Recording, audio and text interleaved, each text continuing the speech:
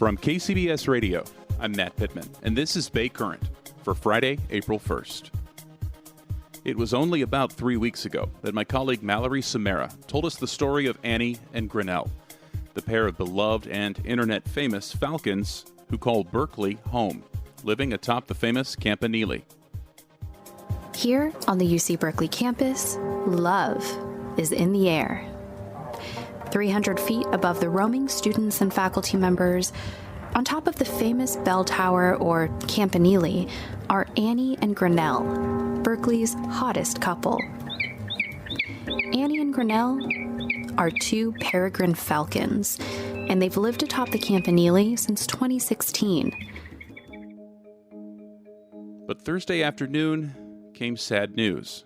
Grinnell was found dead, laying in the road in downtown Berkeley, not far from the historic tower he and Annie call home. It's devastating news, leaving many of us here in the Bay Area with questions. And to get answers, I connected with Mary Malec. She's monitored Annie and Grinnell with the Cal Falcons organization and is a raptor nest monitor for East Bay Parks and the Golden Gate Raptor Conservatory. And for Mary, it was a difficult day. It's hard to put into words what these animals come to mean to us, isn't it?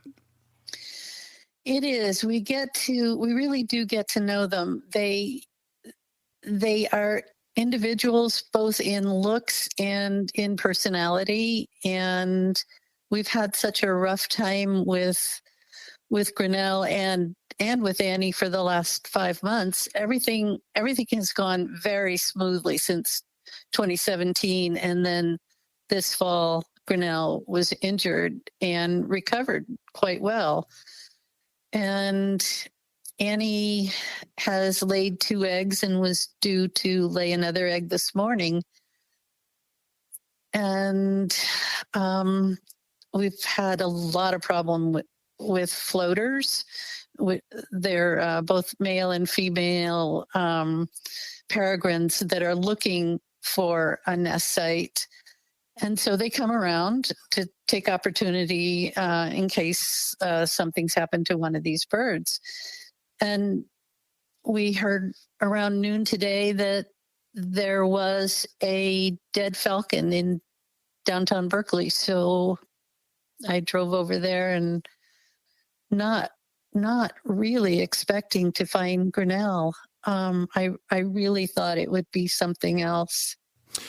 Do we know what happened? I think we assume that he was chasing one of the floaters off. We know he did that a couple of times this morning. I think it's a big female. There have been 2 very big females around, one adult and one second-year bird, a juvenile, and the females are much bigger than the males, so he was overmatched in a lot of different ways. I think he probably was hit and either knocked to the ground or killed and fell to the ground. I don't think we'll ever know which. Mm-hmm. When you say hit, you think hit by a car or hit by... I think he was probably hit by the peregrine. He ended up on the ground. Now, he might have ended up on the ground alive and then was hit by a car. We know he was run over more than once, but whether, I ran out in front of a couple of cars just to stop the next one. What was the injury that had him in the hospital 3 months ago that perhaps he may not have recovered from fully?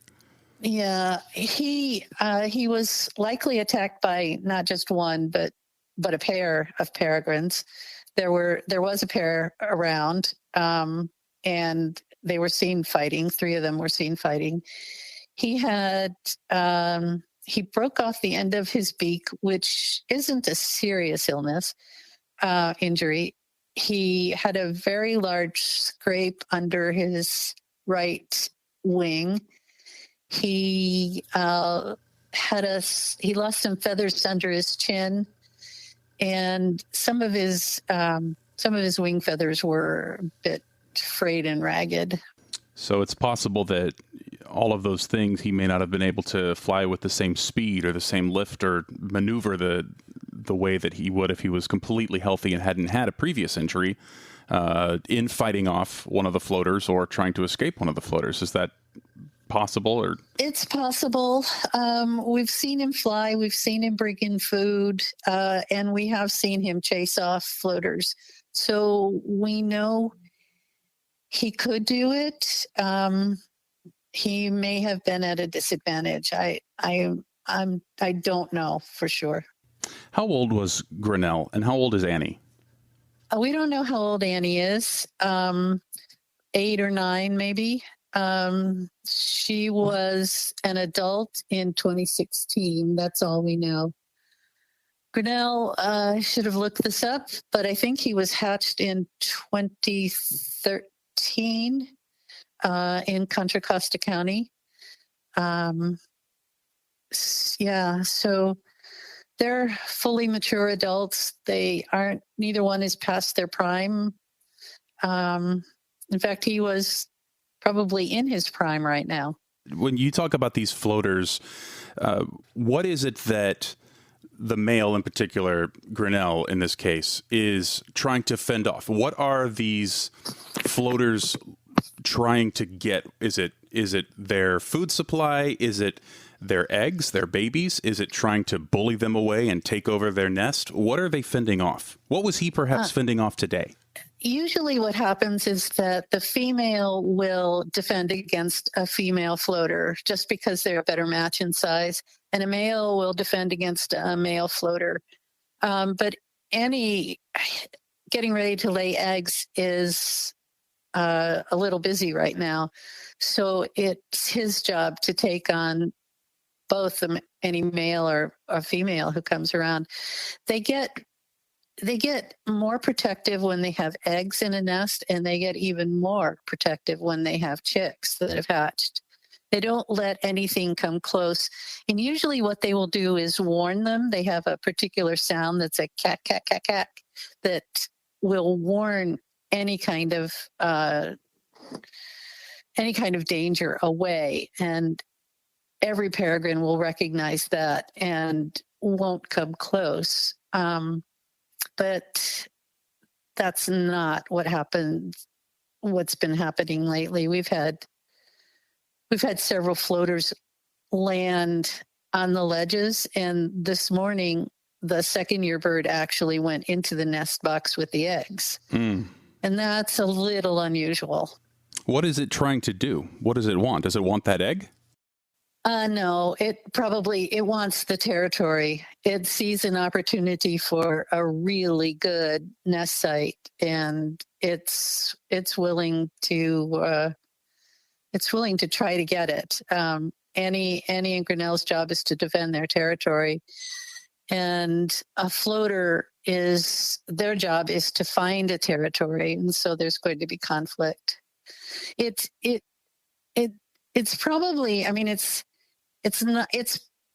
all of the floaters that we've seen up close look well fed. None of them look like they're sick or like they're looking for food.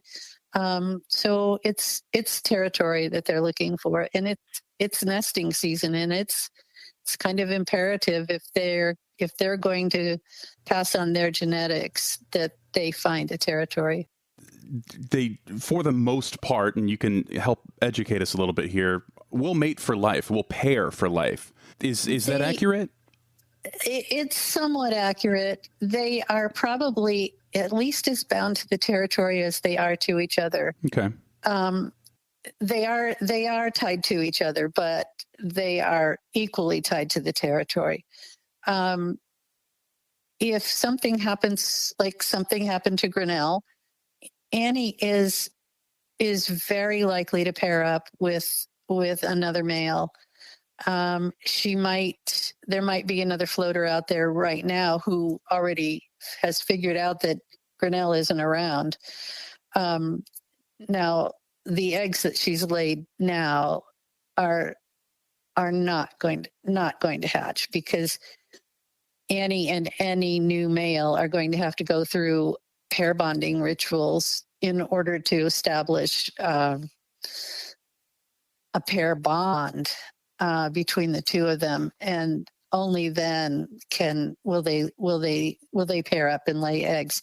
It's not too late in the year for that to happen. It's getting kind of a little bit toward the end of breeding season, but there still is time. Tell me a little bit about that, about why these eggs are unlikely to survive, and what is the component of the bonding ritual and that experience that means that these eggs, these potential chicks, won't hatch. It's the male's job to hunt for the female and for the chicks. Annie can't sit on the eggs and keep them warm and go out and hunt. It's just not possible for her to do both. So she will have to leave the eggs in order to go hunt. And that was Grinnell's job. She could go out for short periods of time, and what Grinnell will do is cover the eggs. Right. But she can't do that on her own.